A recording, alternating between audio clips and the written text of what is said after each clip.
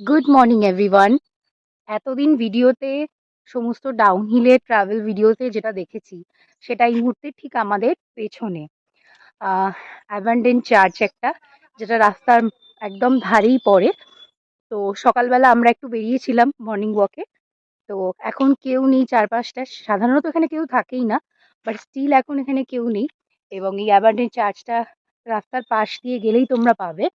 আহ, চারদিকে ঘন পাইনের জঙ্গল, পাশে এরকম একটা পরিত্যক্ত চার্চ দেখলে সত্যি এটাই ফিল হবে যে হয়তো কিছু আছে, হয়তো অনেক রাত্রিবেলা গভীর অন্ধকারের মধ্যে এলে কিছু ফিল হতেও পারে, কিন্তু সত্যি কথা বলতে এখনো পর্যন্ত আমরা সেরকম কিছু ফিল করিনি।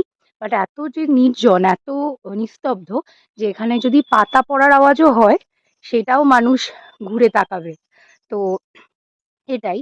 বাট মাঝে মাঝে আমাদের এই প্রচন্ড ক্রাউডেড লাইফে এইরকম শান্ত নিরিবিলি জায়গারও প্রয়োজন আছে। তো সেটার জন্য ডেফিনেটলি আসাই যেতে পারে।